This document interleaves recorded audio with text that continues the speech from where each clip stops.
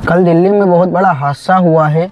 लाल किले के पास एक कार के अंदर ब्लास्ट हुआ है, जिसमें कई लोगों की जान चली गई है और काफ़ी लोग घायल हैं। मरने वालों में हिंदू भी हैं और मुसलमान भी हैं। लेकिन सोशल मीडिया और मीडिया के ऊपर हमेशा की तरह वही घिनौना काम चालू है, पूरी कम्युनिटी के ऊपर इल्ज़ाम लगाना और पूरी कम्युनिटी को बदनाम करना। जिस गाड़ी के अंदर ब्लास्ट हुआ है वो बताया जा रहा है कि वो सलमान के नाम पर है, लेकिन उसने 1.5 साल पहले ही देवेंद्र नाम के एक शख्स को बेच दिया था। लेकिन आप मीडिया में जो नाम देखेंगे वो सिर्फ सलमान का नाम नज़र आएगा, देवेंद्र नाम को गायब कर दिया गया है। लेकिन मीडिया वालों में इतनी हिम्मत नहीं है कि वो सरकार से सवाल पूछ सके कि जब देश सुरक्षित हाथों में है तो पुलवामा से लेकर पहलगाम तक और पहलगाम से लेकर दिल्ली तक ये जो घटनाएं हो रही हैं क्यों हो रही हैं। लाल किले के आसपास इतनी कड़ी सुरक्षा रहती है, उसके बावजूद ऐसी घटनाएं क्यों हो रही हैं। ये सब सवाल ना पूछ करके जो आरोपी हैं उनके नाम पर ज़्यादा फोकस किया जा रहा है। जो अभी हाल ही में गुजरात में कुछ लोग पकड़े गए हैं और लखनऊ में भी शायद कुछ लोग पकड़े गए हैं, ये सब की कड़ी जो ये दिल्ली में घटना हुई है, इन सब को एक कड़ी में जोड़ा जा रहा है। ये तो जांच के बाद ही पता चलेगा कि हकीकत क्या है, कौन लोग हैं। अगर निष्पक्ष जांच हुई तो असल मुजरिम पकड़े जाएंगे और पता चल जाएगा कि ये करने वाला और कराने वाला कौन है। ना जो लोग पकड़े गए हैं, हमेशा की तरह हो सकता है कि 10-15 साल के बाद कोर्ट इनके ऊपर वही फैसला सुनाए जो इससे पहले कई लोगों पर कोर्ट फैसले सुना चुकी है। के बाद पकड़े जाते हैं, 10-15 साल तक जेल में रहते हैं, जवानी बर्बाद हो जाती है, उसके बाद कोई सबूत नहीं मिलता उनके खिलाफ, उनको बाइज्जत बरी कर दिया जाता है।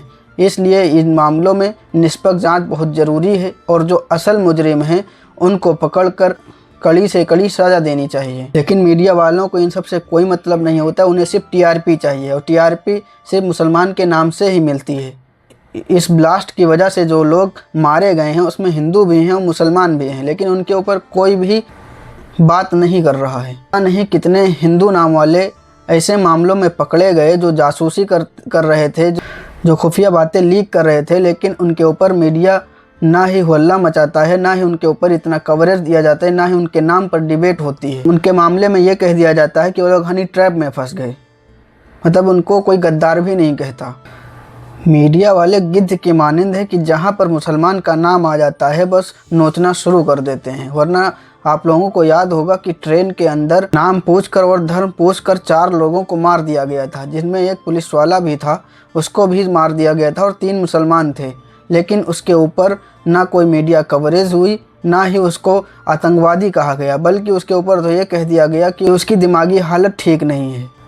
कई वीडियोज़ सोशल मीडिया पर देखे जिसमें ये इस दिल्ली की घटना के बाद से रेलवे स्टेशन या भीड़ भाड़ वाली जगह पर चेकिंग की जा रही है और चेकिंग उन्हीं लोगों की जा रही है जैसा कि वीडियो में दिखाया गया है कि जो जिनके दाढ़ी और टोपी है उन्हीं को पुलिस वाले चेक कर रहे हैं। मतलब लोग पहले ही से मान चुके हैं कि ऐसी घटनाएं जो होती हैं वो सिर्फ मुसलमान ही करता है, दाढ़ी टोपी वाला ही करता।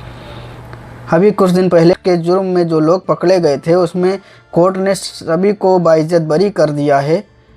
इंटरव्यू लिया जा रहा था तो वो उसमें बता रहे थे कि पुलिस वालों ने जब उन्हें पकड़ा था तो वो कह रहे थे कि तुम मुसलमान हो और तुमको इस वजह से पकड़ा गया क्योंकि ये जो घटनाएं होती हैं वो मुसलमान ही करते हैं, बम मुसलमान ही फोड़ते हैं।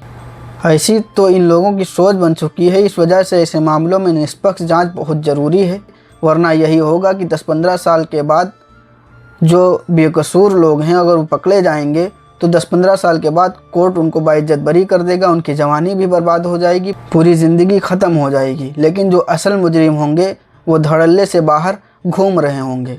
आपत्ति इस बात पर नहीं है कि मुसलमानों को क्यों पकड़ा जा रहा है, आपत्ति इस बात पर है कि करता कोई है और सज़ा पूरी कौम को क्यों दी जाती है, गाली पूरी कौम को क्यों दी जाती है। अगर मुसलमान ने यह जुर्म किया है तो उसको पकड़ो, उस पर आरोप सिद्ध होते हैं, उसको फांसी पर लटका दो। लेकिन उसकी वजह से पूरी कौम को, मदरसों को, पूरे मुसलमानों को गाली देना बंद कर दो। अगर ऐसा ही करना है कि एक की गलती पूरी कौम को दी जाती है तो फिर ये सभी के ऊपर लागू करो कि जो लोग जिस धर्म जिस कौम का एक शख्स भी अगर गुनाह करता है तो उसकी वजह से पूरी कौम को गाली दो, वरना ये दोगलापन बंद कर दो।